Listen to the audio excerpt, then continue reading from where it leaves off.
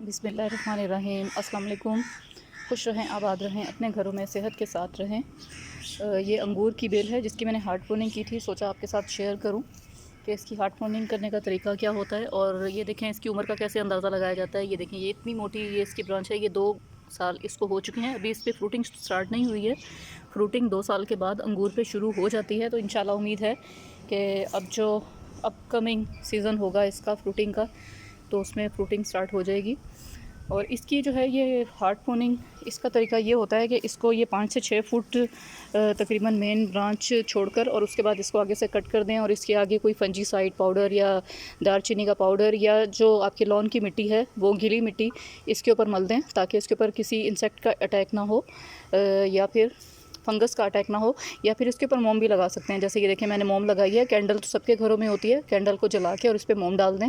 ध्यान रखें कि स्टेम को आग नहीं लगानी है। या फिर आजकल जैसे गर्मी बहुत है तो मोमबत्ती वैसे ही बहुत पिघली भी होती है, तो उसको इसके ऊपर थोड़ा सा मल दें, तो उससे फंगस का अटैक नहीं होगा। और दूसरा ये कि इसको काटने का तरीका ये है कि ये मेन ब्रांच तो काट ली 4-5 फुट के फासले से, और उसके बाद इसकी जो सब ब्रांचेस निकल रही होती हैं, यानी इस मेन ब्रांच से जो छोटी छोटी शाखें निकल रही हैं, उस पर आपने ये करना है कि 3 से 4 आंखें, या एहतियातन अगर आपने तो ज़मीन में लगा रखा है तो 3 से 4 आंखें छोड़कर काटना है। ये इसकी आँख कहलाती है, ठीक है ना, जहाँ से नई शाख ग्रो करती है या पत्ता ग्रो करता है। और अगर गमले में लगाया है तो 5-6 आंखें छोड़ दें एहतियातन। और ये देखें इस तरीके से, बस यानी ये इतनी इतनी जो है ना, ये तकरीबन ये कह लें कि ये 1 फुट जो है ना शाख है, ठीक है ना, जिसको मैंने छोड़ दिया है। और बाकी इससे आगे जितनी भी फैली हुई थी वो मैंने सब काट दी हैं। और ये जो मेन ब्रांच है इससे अमूमन 2 मोटी जो है ना 2 से 3 मोटी ब्रांचेस निकल रही होती हैं। तो कोशिश करें कि 2 ब्रांचेस तो लाजमी रखें, ताकि एक को दाएं तरफ आप ले जाएं और एक को बाएं तरफ ले जाएं, और इसकी ताकि इसको संभालना भी आसान हो और शेप भी इसकी ठीक रहे। और इसके अलावा ये देखिए तीसरी भी जा रही है ये ब्रांच, तो ये इसको मैं बाद में देखूंगी कि इसको कट करना है या नहीं। अभी फ़िलहाल इसको ऐसे ही छोड़ दिया है, क्योंकि इस वाली ब्रांच पे भी वैसे ये देखिए न्यू शूट तो इसकी अभी भी आ रही है। अगर यहाँ से मैं दिखा सकूँ तो, लेकिन ये है कि फिर भी एहतियातन जो है ना वो 3 ब्रांचेस इसकी रख देनी है। और इसको काटने का सीज़न कब है, इसको हार्ड प्रूनिंग का सीज़न होता है जब पतझड़ का मौसम होता है, यानी जब पत्ते इसके गिर रहे होते हैं, क्योंकि सर्दियों में इसके ऊपर एक पत्ता भी बाकी नहीं रहता। और ऐसे लगता है कि जैसे ये अंगूर की जो बेल है ये बिल्कुल खुश्क हो गई है और शायद इसके ऊपर कुछ भी नहीं उगेगा। इस तरह की कुछ कंडीशन हो जाती है, लेकिन ऐसे ये बात नहीं है, परेशान नहीं होना चाहिए। जैसे ही बाहर का मौसम शुरू होता है तो इसके ऊपर से दोबारा से न्यू लीव्स ग्रो करना शुरू कर देते हैं। अब ये जो लीव्स बचे हुए हैं ये भी गिर जाएंगे, बिल्कुल ये एक सूखी हुई टहनी की तरह हो जाएगी अंगूर की बेल। तो इसके लिए परेशान नहीं होना। और बस जब इसके पत्ते गिरना शुरू हो जाएं तब इसकी हार्ड प्रूनिंग ज़रूर करें, ताकि जब इसके ऊपर नई ब्रांचेस आए तो उनको अच्छे तरीके से न्यूट्रिएंट्स मिलें और वो अच्छे तरीके से फ्रूटिंग कर सकें। तो हार्ड प्रूनिंग करनी ज़रूरी होती है। अगर आप अंगूर की बेल को आगे से आगे फैलाते चले जाएँ तो उससे क्या होगा, उसको न्यूट्रिएंट्स भी बहुत ज़्यादा चाहिए होंगे जो ज़मीन में उतनी मिकदार में मौजूद नहीं होंगे। तो उससे क्या होगा, फ्रूटिंग भी अच्छी नहीं होगी, और ये भी हो सकता है कि फ्रूटिंग हो ही ना। और जो पहला फल जो आता है अंगूर का, तो उसको जो है ना ग्रो करना नहीं चाहिए, इंतज़ार नहीं करना चाहिए उसके पकने का। उसके पहले फल को जो है ना वो काट के ज़ाया कर दें, और उससे अगले साल इसकी फ्रूटिंग ले तो एक फ्रूटिंग अच्छी होगी। और दूसरी बात ये कि इसकी जो है ये जो मेन ब्रांच है जब ये ग्रो करना शुरू करती है तो उसके बाद इसको तकरीबन 10 से 12 फुट तक बस लंबाई तक लेके जाएं। इसकी ब्रांचेस को इससे ज़्यादा आगे ना लेके जाएं, क्योंकि जितनी ज़्यादा ब्रांचेस आगे से आगे ग्रो करती जाएंगी, यानी इसकी बेल बढ़ती चली जाएगी, उतना ही ज़्यादा इसको न्यूट्रिएंट्स चाहिए होंगे।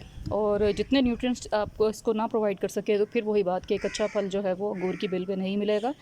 तो इसको बस सिर्फ 10 से 12 फुट तक लंबाई में रखें, और जैसे ही आपको लगे कि ये 10 से 12 फुट तक बेल लंबी हो गई है तो उसको आगे से काट दें। जब हम आगे से बेल को काटेंगे तो क्या होता है कि ज़ाहिर है अब वो वहाँ से तो बेल नहीं बढ़ेगी, या बढ़ भी जाएगी, उसकी 2 ब्रांचेस आगे से निकल के बढ़ना शुरू हो जाएगी, लेकिन उसको फिर काट दें। उससे ये होगा कि जो इसकी मेन ब्रांच के जहाँ से 10 से 12 फुट पे फ़र्ज़ करें, जैसे ये 10-12 फुट हो गई है और यहाँ से काट दिया है, तो यहाँ पीछे कहीं ब्रांचेस जो है ना वो बहुत ज़्यादा ग्रो होना शुरू हो जाएंगी और उसके ऊपर ही फ्रूटिंग शुरू हो जाएगी।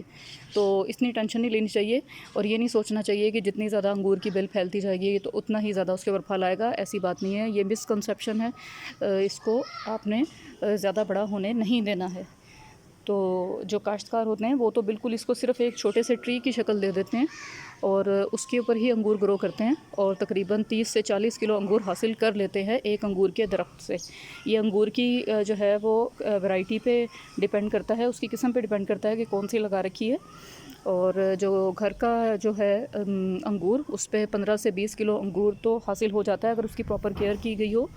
और ये देखें, फरवरी के मौसम में इसमें नए पत्ते आना शुरू होंगे। और ये देखें, ये इसका अगर लॉन में लगा रखा है जैसे मैंने लगा रखा है, तो इस तरीके से इसको गोडी करके और इसको घास इसके पास नहीं आने देनी है। जैसे ये घास उगी हुई है तो देखें कितना इसको मैंने तकरीबन 1.5-2 फुट दूर तक इसको मैंने खोद रखा है, यानी इसको यहाँ पे घास नहीं उगने दी है, इसकी गोडी कर रखी है।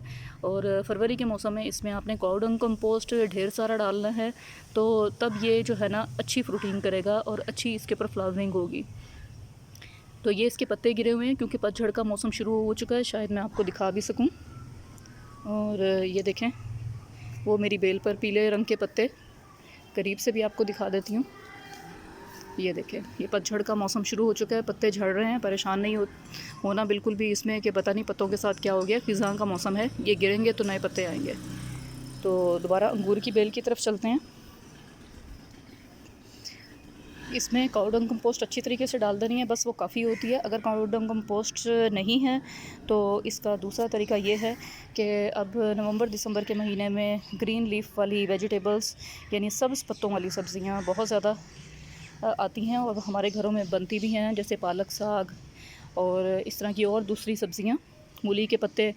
तो उन सबको बारीक बारीक कुतर लें। और इसके अलावा केले और सेब के छिलके, क्योंकि सर्दियों में ये दो ही फल मोस्टली आते हैं सब जगहों पर, तो केले और सेब के जो छिलके हैं उनको भी बारीक बारीक कुतर लें, क्योंकि वो केले में बहुत ज़्यादा मैग्नीशियम और पोटाशियम मौजूद होता है, जो बहुत ही पौधों के लिए बेहतरीन है और बहुत ज़रूरी भी है, तो वो इसमें डालें। इसके अलावा इसमें अंडे के छिलके और जो भी कंपोस्ट जो मैं बनाऊंगी अभी आपके साथ शेयर भी करूंगी, जो मैंने आपको बताया भी था कि पत्तों को मैं कैसे खुश्क करके इसका पाउडर बनाऊंगी, तो जब बनाऊंगी तो आपको दिखा दूंगी। और इसमें आपने उन सब चीज़ों को आपने ये करना है कि 2 से 3 फुट दूर इस स्टेम से गड्ढा खोदना है, इसके राउंड अबाउट, ठीक है, ये इसके राउंड अबाउट गड्ढा खोदना है और उसमें वो आपने किचन वेस्ट बारीक कुतर के डाल देना है, ताकि वो जल्दी जल्दी डिकम्पोज़ हो जाए। अगर मोटे मोटे टुकड़े डालेंगे तो वो फिर देर से डिकम्पोज़ होगा। तो इसको जितनी देर में फरवरी के मौसम शुरू होगा और इस पर नए लीव्स ग्रो करना शुरू होंगे, तब तक वो सारा किचन वेस्ट डिकम्पोज़ हो चुका होगा। तो जिनके पास काऊ डंग कंपोस्ट नहीं है या काऊ डंग कंपोस्ट काऊ डंग फर्टिलाइज़र नहीं है, अवेलेबल नहीं है, नहीं मिलता उनके इलाके में, तो वो किचन वेस्ट से भी बेहतरीन नाइट्रोजन, सोर्स ऑफ नाइट्रोजन जो है वो ले सकते हैं। तो ये आज अंगूर की बेल पे मैंने ब्रीफली आपको बता दिया कि इसकी केयर और इसकी कटिंग, प्रूनिंग और इसकी अच्छी ग्रोथ के लिए क्या करना चाहिए। Always grow organic, always eat organic. अल्लाह हाफिज़।